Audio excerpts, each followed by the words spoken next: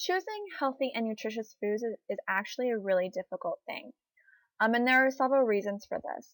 The food environment has changed drastically over the last 100 years. So if you think about foods that were available 100 years ago, there were not that many.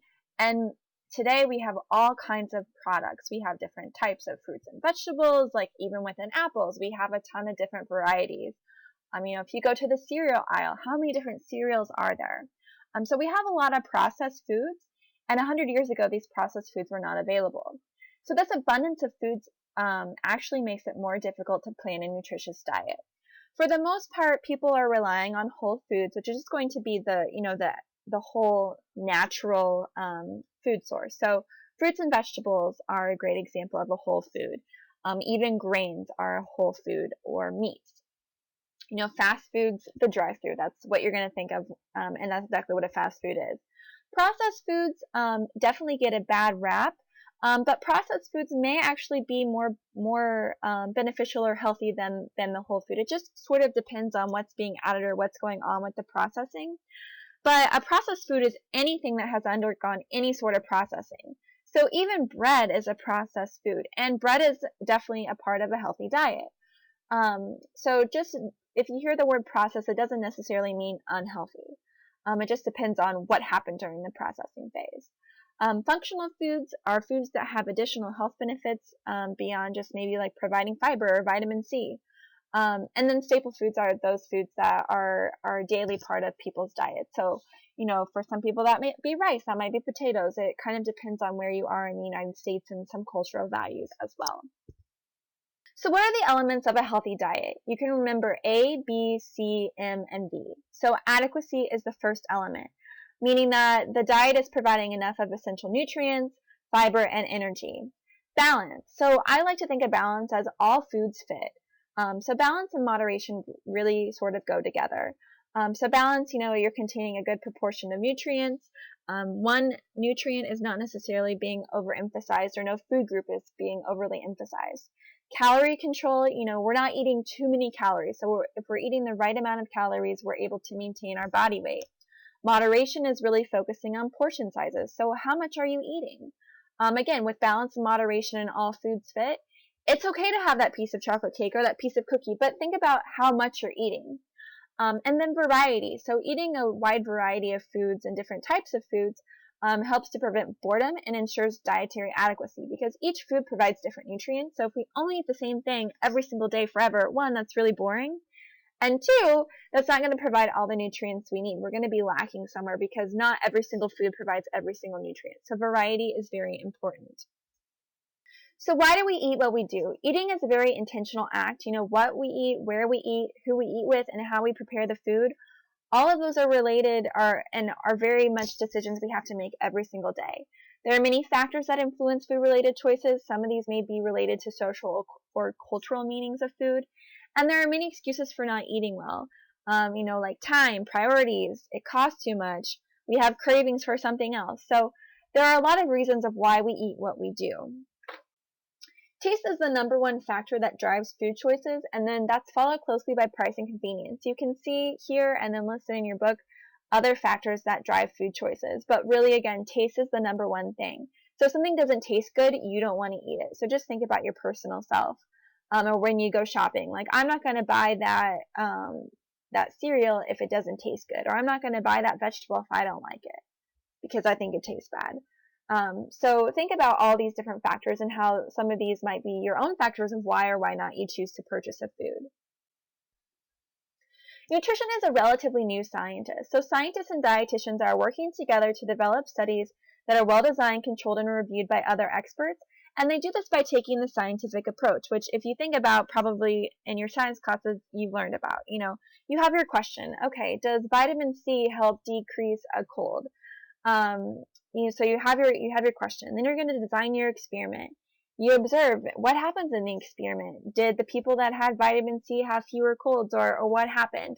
And does that lead to new questions, or does that give you an answer? Many studies take a very long time to complete, and often this results in having new questions and we may not get answers. So we have to do more research.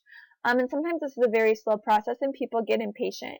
So that's why we see a lot of controversy in nutrition, is that someone found this in their study, but that was a preliminary finding. So they haven't had time to retest it again and make sure that that was actually what's going on. So it's really important to remember that one experiment doesn't prove or disprove anything, that these are just preliminary findings, and that work must be duplicated, supported, and challenged. And repeated findings may become theories or things that we believe to be true, but they're still subjected to challenge and they're not necessarily set in stone. So there's always room for change. There are lots of different research designs, and you should definitely take a look at these because you'll need this for your discussion board this week. So case studies are studies of individuals. So you're really just looking at a couple of people, but you're looking at them individually. An epidemiologic study is looking for correlation or association, but it won't prove that something causes something. So epidemiologic is correlation, not causation. Interventions or controlled clinical studies, you have a treatment and you're going to compare that to somebody that doesn't get the treatment and see what happens. But these are often in humans and in real life settings. Whereas in a laboratory study, these are usually in animals, and things are very tightly controlled. So you know exactly how much food this rat got. So you know exactly what caused them to gain weight. So laboratory studies are really great for pinpointing causes and effects.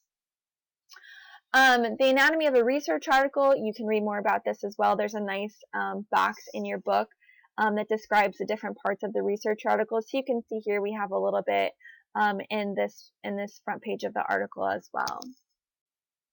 So the media and nutrition, it's really important that you read information with an educated eye and consider the source of the information because there's so much misinformation about nutrition out there. So, did the information come from your mom or your friend or the internet? Trust the experts, which are scientists and registered dietitians, and don't trust the headlines because these are often based on preliminary findings. So through this course, I hope that you are able to gain some of this knowledge so that you can make educated decisions based on what you're reading, in the newspaper, on the internet, or wherever that may be. So again, misinformation is spread through TV, magazines, myths, so watch for quackery terms and things that sound too good to be true because they probably are. And focus on credible sources of nutrition information, so professional organizations like the Academy of Nutrition and Dietetics, government health agencies, watchdog agencies, reputable consumer groups, and then PubMed, which PubMed you'll also need for your discussion board this week so you can check it out. And PubMed is really just a library basically with links to peer-reviewed journals. So for your discussion board, you're going to use this to find an article, and you can really search anything that you want and then find any research related to that through PubMed. So it's really a good source. But remember that registered dietitians are the true nutrition experts. They are credentialed by the Academy of Nutrition and Dietetics, which is the professional organization or association, and they provide nutrition recommendations for other healthcare providers as well as directly to consumers.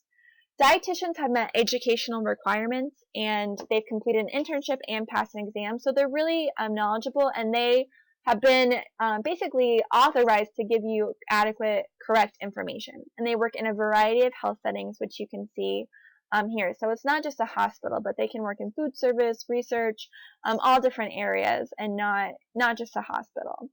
The key message from here is that all registered dietitians are nutritionists, but not all nutritionists are registered dietitians. So anyone can call themselves a nutritionist, but these individuals have not undergone that internship or that examination process. So registered dietitians are the ones that you want to trust. So no matter how much knowledge we have, if we don't make the behavior change, then that knowledge doesn't do us any good. So there are 6 stages of behavior change, which we can see here, and we can move forward or backward within any of these stages. So it doesn't really matter how much we know if we don't do anything with that knowledge. So pre-contemplation is we're not even really thinking about, we don't even recognize we have a problem. Contemplation, okay, I recognize there's a problem, I need to do something. So I'm going to think about what I'm going to do, I'm going to take the action. Once I've been doing it for a while, I'm maintaining, and then it's no longer, I don't have to try to do it anymore, it's just a normal part of my lifestyle. And again, you can move forward and backwards anytime in here. So maybe I went on vacation and then I stopped eating healthy. So okay, I might have to just start back over again. So really you can change throughout this continuum of behavior change.